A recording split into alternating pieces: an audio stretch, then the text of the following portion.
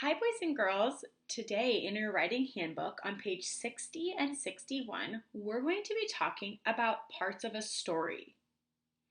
A story is something that is made up and it comes from the author's imagination.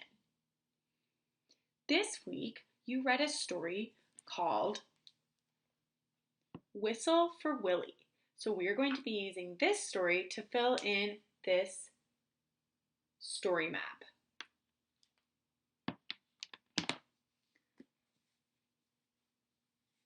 The beginning of a story introduces the characters. The middle tells about a problem, and the end tells how the characters solve the problem. Here's an example of the parts of a story. This story had two girls, Jane and Meg. The setting was at school. The plot is what happens in the story, the beginning, middle, and end. Everyone say the word plot. Nice job. In the beginning, she had a new watch and they brought it to school. In the middle, the watch gets lost and the girls look for it. In the end, they found the watch in the book bag. Now we're going to fill in this story map using the story Whistle for Willie.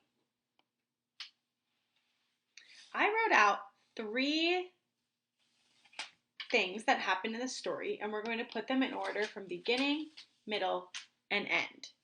Before we do that, let's talk about the characters that were in the story. If it's helpful for you, you can open up your story in your Journeys book to page 83 to reference your book. What were some of the characters in this story? You're right. Peter is the main character.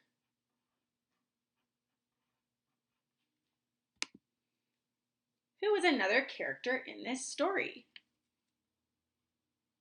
Great job, Willie, the dog. Now these are the main characters, but there are 2 other people in this story that appear a few times.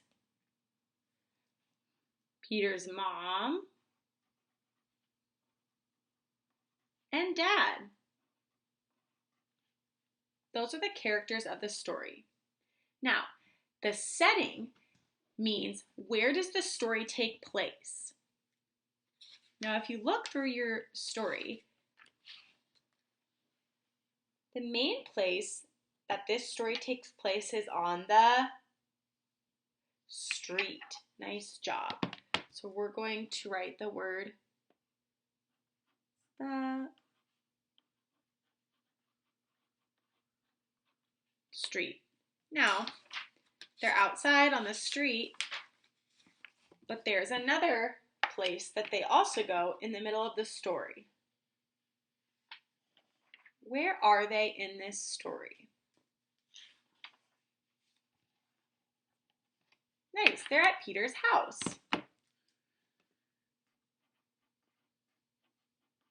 It's a possessive noun, so we're going to have apostrophe S, Peter's house. Okay, so we have the characters and the setting, and now we're moving on to the plot. We're going to be talking about the beginning, middle, and end. Another way when we're writing about these is we use the words first, then, or next, and last. That should sound familiar from our writing activities we've done before. Okay, let's put these in order.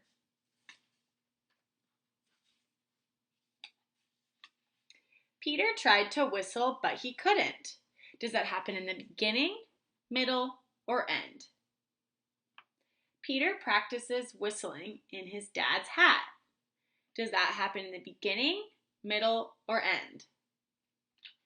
Peter whistled all the way to the grocery store and back with Willie. Which of these things happened in the beginning of the story?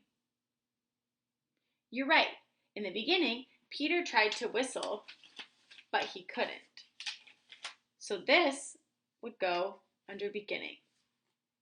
Now, you can either follow along or you can pause the video and write this sentence in your book too.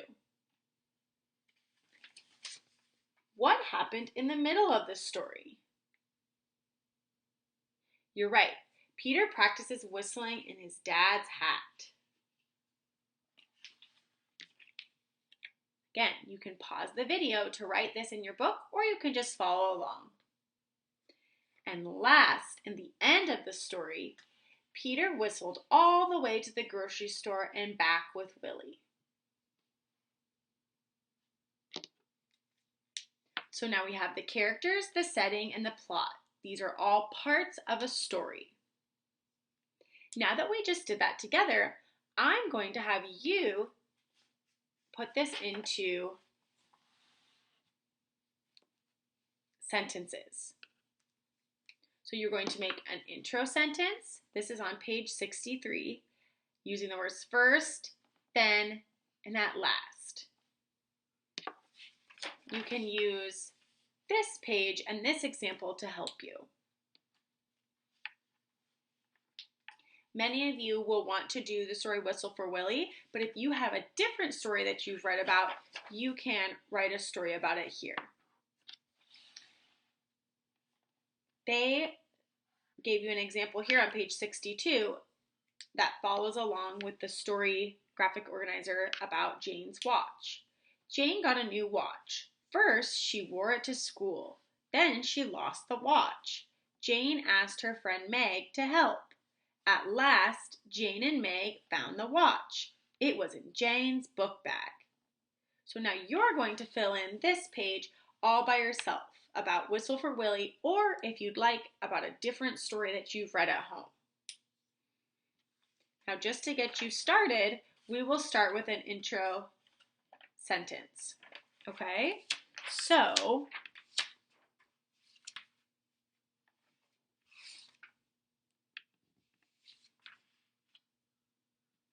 we could say, Peter wished he could whistle. Or you could say, Peter had a dog named Willie.